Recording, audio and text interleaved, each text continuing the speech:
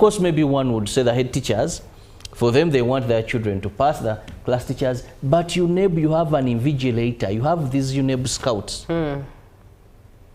I don't know of a center where there is no UNEB scout. I don't know, maybe things changed. But I remember the people who would check us were not our teachers. I don't know for your case. No, even I. During all the UNEB classes I did, yes, it was always yes, there were special people from UNEB. Yeah. Now, if cheating happened when they were there, because I'm getting fed up of this thing, children told to repeat, but will not have punitive action taken against the people who sleep on duty. Not even sleep on duty. Who, because I'm very sure you cannot give external assistance when the invigilators have not been given some money. By the time you give external assistance, these invigilators are there, but they have chosen to have a visual and hearing disability, that they cannot see, neither can they hear what is going on.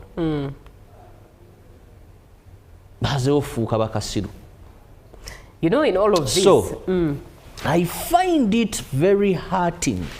Right. And I think this is why these things, much as I want to commend UNEB, they have reduced. But this is why year in, year out, they are happening. Do you know why? Because the people who let this be go scot-free. The magnitude of these cases and are not in tandem with the action being taken. Every year, UNEB, when results come back, they have held. These are going to repeat, and we wait for another year. You see, in life, I learned one thing, that when you set precedent, it either deters, if it is a deterring precedent, or creates a fertile ground for that vice to continue. Right. So it's a two-way. Now, when action is not taken, serious action, punitive action, deterring action, these things are bound to happen over and over. And who pays the cost? One, psychological torture of these innocent souls, of these children, 13 years, 12 years. The torture that they were candidates and they are told to repeat. It goes back to the parents. Today we are talking at a day where parents are paying an arm and a leg to have their children in school. It goes back to the parents that they are now going to pay. You know, look at the psychological torture these children went through. Right. To the extent of even going back, meeting these boards and going for these interviews. That is an experience those children will never forget. Never forget. Yes. So to me, I just feel very upset, and I fight emotions, because I don't see why UNEB should come up with a policy where the young children, if seen that they had no hand, like it is here. Right. It's not Kasasi. They put in, these are innocent children. Why should they pay the price? Indeed.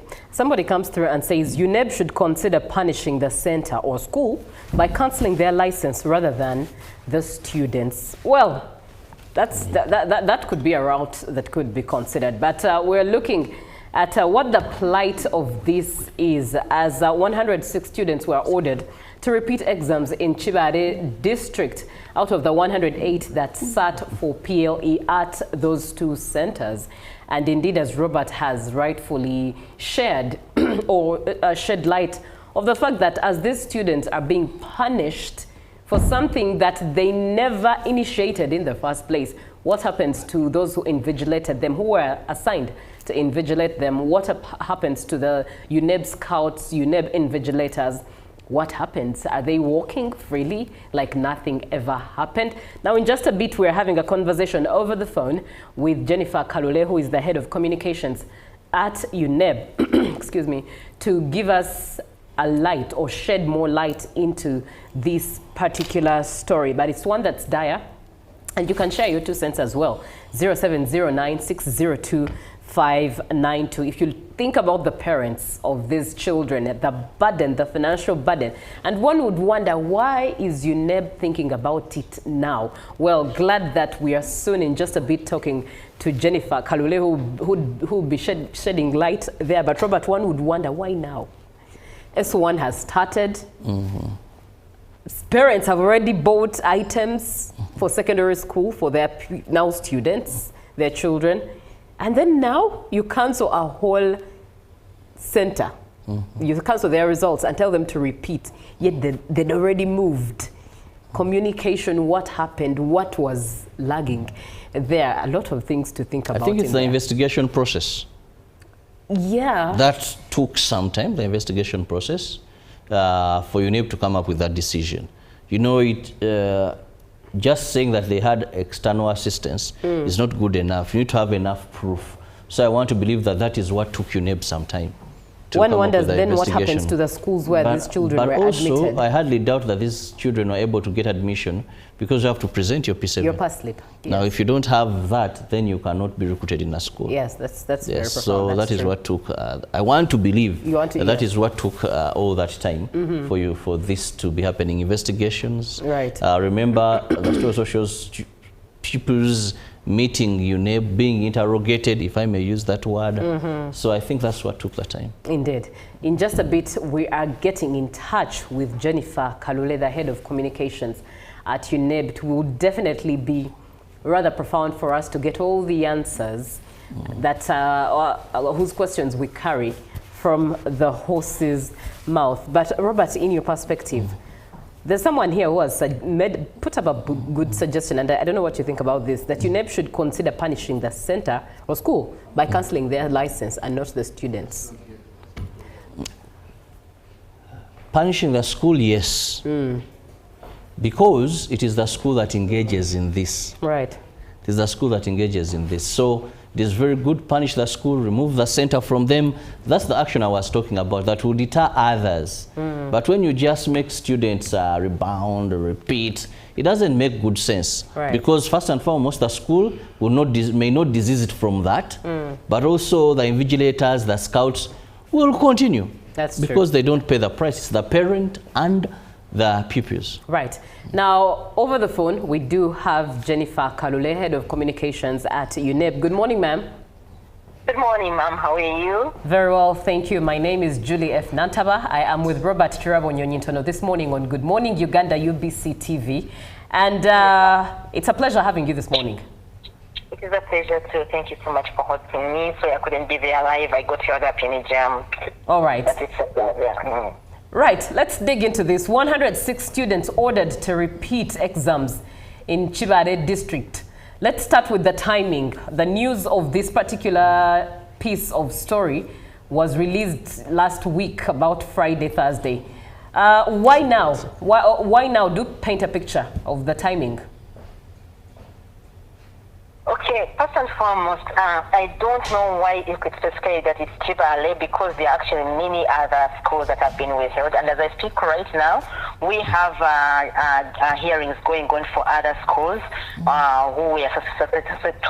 whose results were withheld because of suspicion of having been involved in malpractice. So we are having these hearings, and this is in the spirit of making sure that we do give the learners a fair hearing. The learners come and they are given their own scripts, and they speak their scripts to defend them, just to make sure that actually we avoid any doubt. So for avoidance of doubt, where examiners suspect that the learners are involved in malpractice, maybe they received external assistance, or maybe they copied from each other, or maybe there was collusion, or there was impersonation, the board withholds the results. And just for PLE alone, we withheld results for a number of schools. Actually, there were about close to 100 schools. Results were withheld. And they come and for different subjects, and they come to defend themselves. And part of I heard you talking a little bit saying that invigilators and scouts are left scot-free, which is not true. just for the PL examinations, during the time of examinations, because we know there are other people who are involved in trying to support these learners. And the way it is done right now, they're kind of, because the board has tightened measures to ensure that the Security of Examinations is upheld, and this is what ensures that our results are reliable, our certificates are reliable and valid wherever you take them. So it is a collective effort, collective responsibility for all of us to make sure that our learners do not get involved in malpractice, because the more they get involved in malpractice, then the more our certificates are not going to be reliable. If you take them anywhere, they will say, we do not trust that your 4 is a 4. We don't trust that your A is an A, your B is an A, B is a B, because they think you were involved in malpractice. So to get to your question, why now? Why now? It is because after the release, that is when we call in the schools to bring the learners whose results were withheld to come for a hearing. And I think in the case of Chiba, the one you're talking about, we actually had 2 schools who were involved, and the subjects I think was science or something like that, and 2 learners, by the way, with the results were released. Why 2 learners? This is because it gets to the script evidence. Each learner is viewed on their own. So they are given their scripts, and the learners are told where they're taken through, and they're told where they think that where they think the examiners think that they were involved in malpractice, and they speak to it and they say, no, this is my own number. I did it myself, or nothing happened. Or at times there are things where you have misplacement of answers. And the learners, clearly, they cancel their own correct answers, and somebody gives them a real catois or something like that, or somebody reads something to them which they cannot comprehend, which they can't easily relate to. So you find answers misplaced. The answer to number 1 is given number 2, number 3, number 4, and it goes on like that. But it can 1 or 2 learners have their scripts are different. They clearly show they were not involved in this kind of malpractice, or they did not benefit from the external assistance, or they did not benefit from a piece of paper which was brought into the examination room, and their results are actually released. So it is a case-by-case basis, and yes, like you said, in Chivali, yes, the school results were cancelled, and the schools are advised to take on the learners, encourage them to repeat so they can be able to prepare for the examination next year. Because clearly there's evidence from their scripts that what was submitted to UNEB was not their own work, was the work of somebody else who either assisted them or read answers to them, or they had unauthorized material that was brought into the examination. And the learners actually told all this before the exam. That's why we insist on the briefing. We tell the heads of centers to make sure they brief the candidates so that they know what kind of what would lead to a malpractice, what will lead to your results being cancelled, what can lead you to being disqualified, and things like that. It's also on the timetables, and that is one of the reasons why we released the timetable way back in September, so that the parents can also have an opportunity to go through with the candidates and encourage them, guide them. These are the do's and the don'ts of an examination, because this is a national examination, but also it speaks to our certificates, the validity and the reliability of all our certificates. So once we have malpractice going on, along the way, you will get your certificate and you will want to take it somewhere. And they will think, Ugandan certificates, we do not really respect them, because they think all of us are involved. Jennifer, Madam Jennifer. Yes, please. That all said regarding what can come out in our certificate if you have malpractices, the question to you is, as the spokesperson of UNEB, you said you've been taking action. You must be in the know of how many so far have been prosecuted, at what level, and I wonder why the media have not been able to capture that. If you get a statement of the ED when he was releasing the PLE results, it clearly states that, because people pick what they want to hear, but it states that my practice has gone to another level. So there were scouts and investigators who were involved. Some of them were bribed. Some of them were threatened. Some of them were involved in reading out scripts, reading answers to the candidates. Others even actually visibly right on the board. And 30 persons actually by that time were arrested, and 8 of these have been charged in courts of law, and then others have been released on bail. But the process goes on, because beyond this, we are the ones who handle these, the court processes. We report the cases as they come in, and like I said, 30 persons were arrested by the time of the release of the results, and 8 people were convicted, and then sentenced to, and they were convicted. And of course, our act is very clear.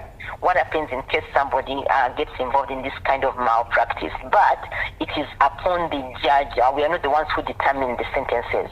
But since we have an act and we try to follow it, and once we get these cases, we always report our cases to police, and we try to follow them up, and then thereafter, it is now the police and the courts of law to take it up.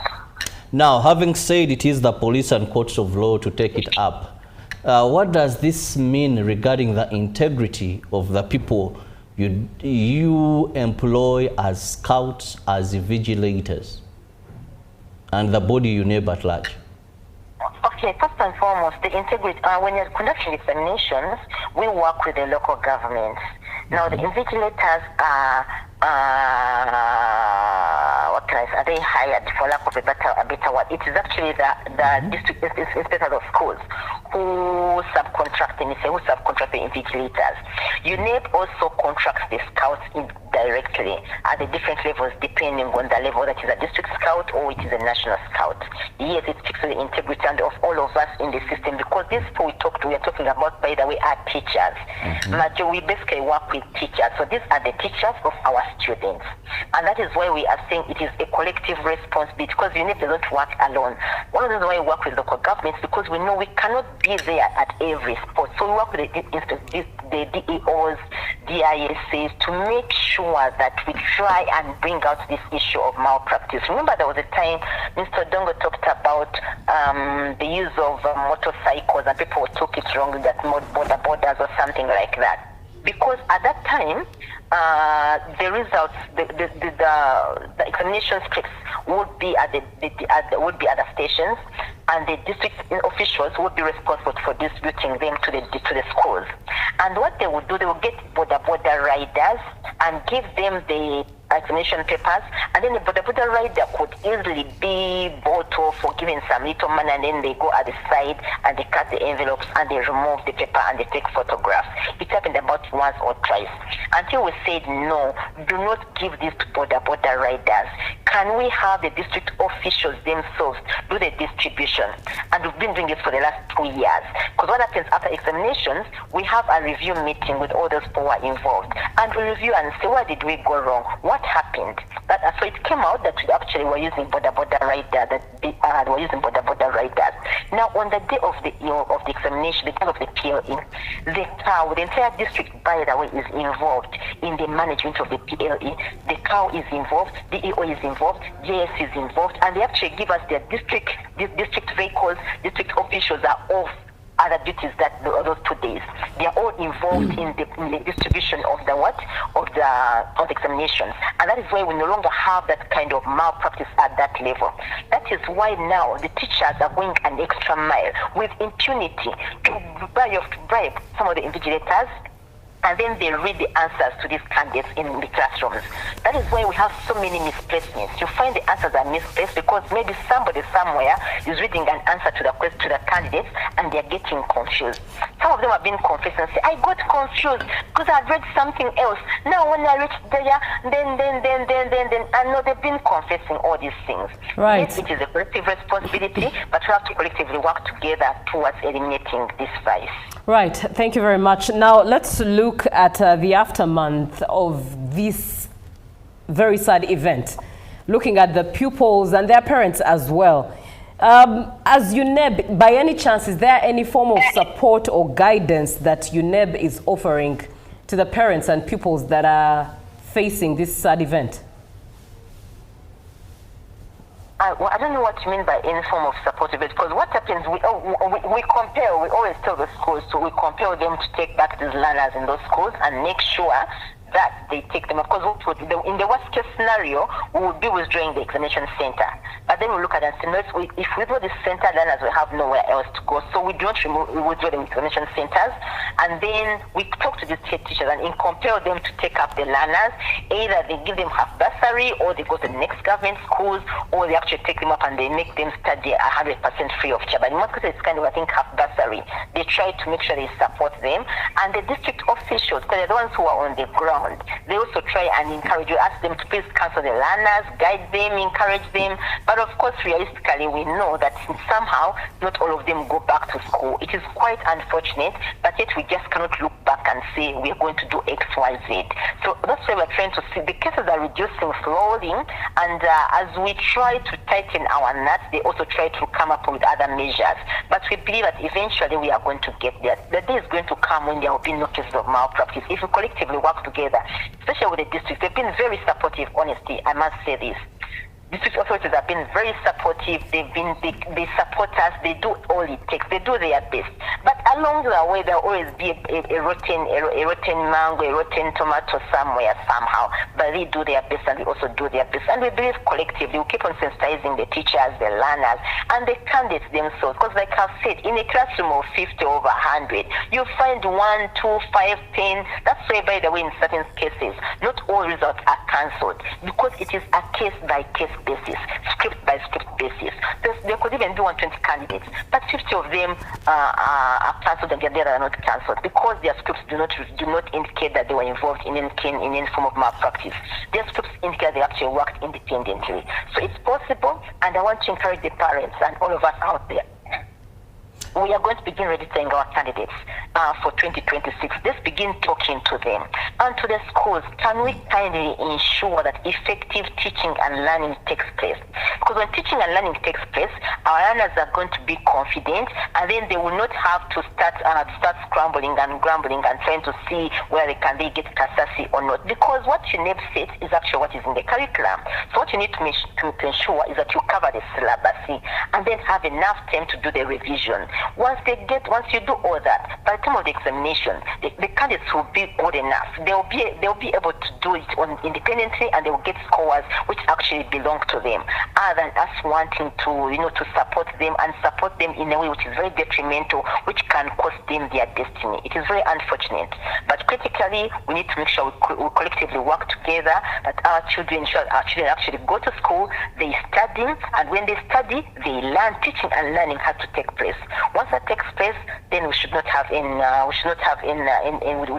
will not be scrambling and trying to panic and getting involved in malpractice.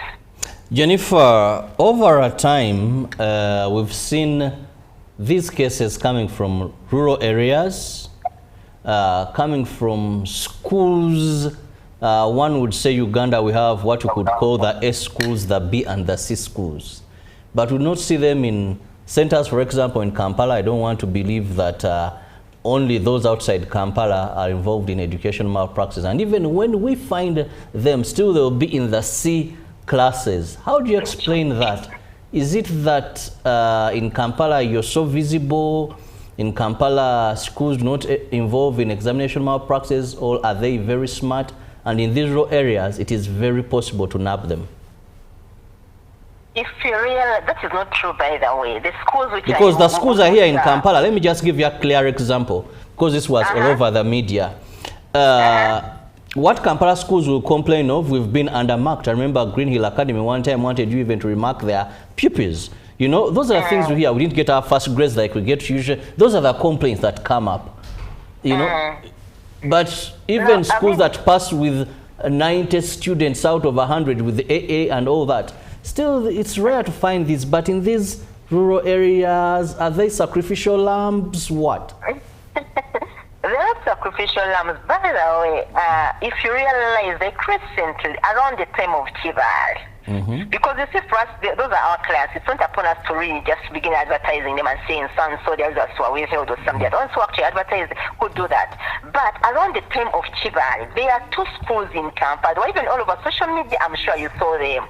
A school in Rubaga, another school, I think, in Nansan, whose results were withheld.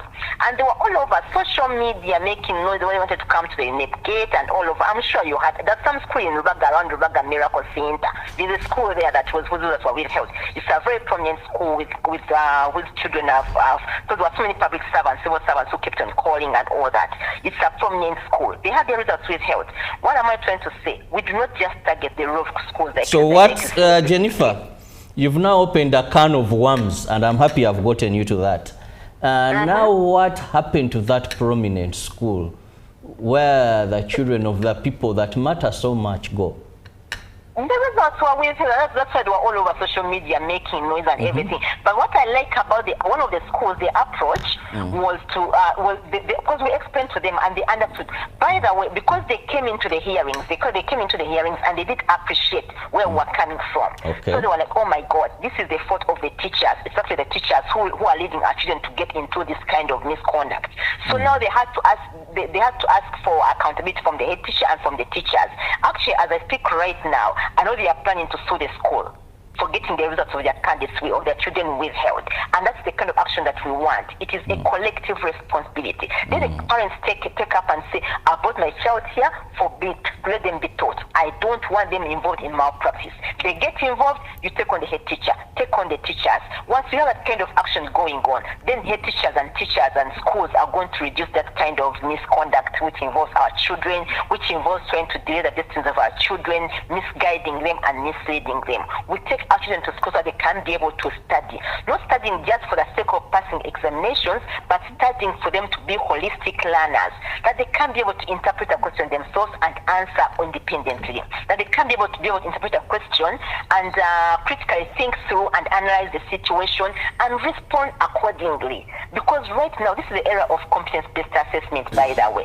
So when you try to assist a child and they can't add 1 and 2 together, they are gone. Anybody will know that they didn't do it themselves because the questions are more scenario questions. They should be able to critically think through and answer a question independently.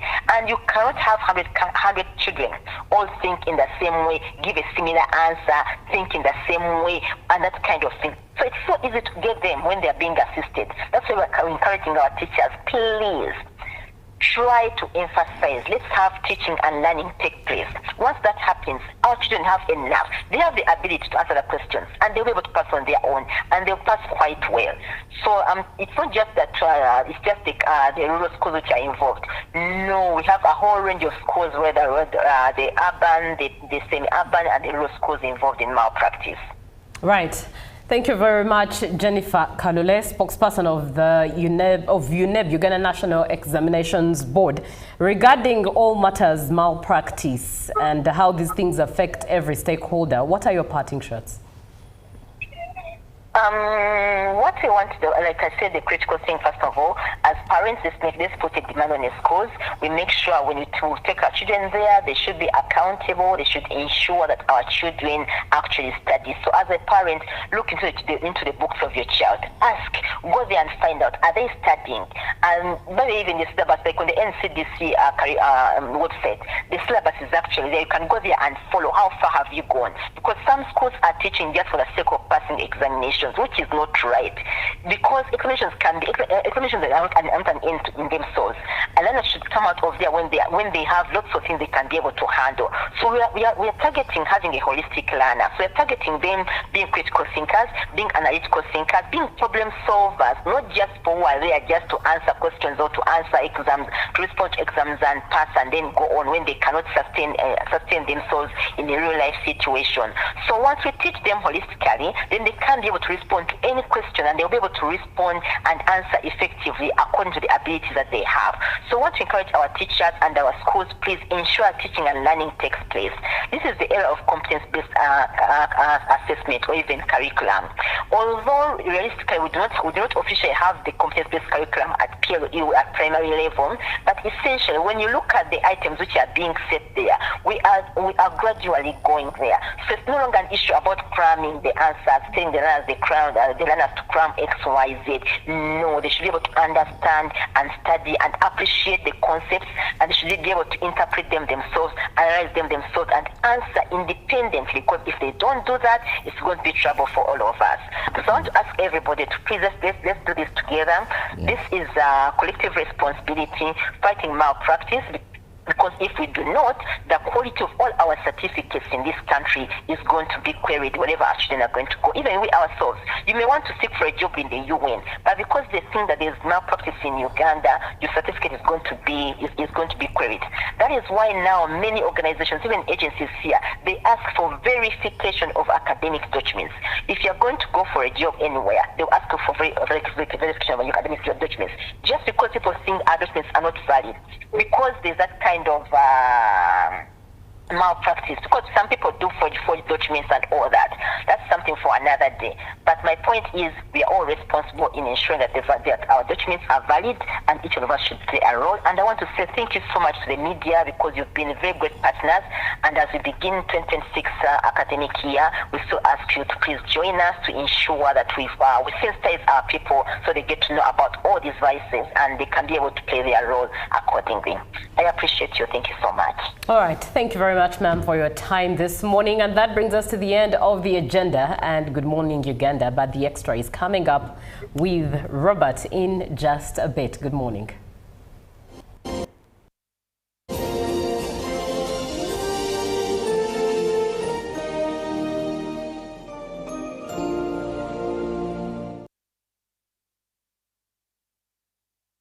Pick of the day on UBC.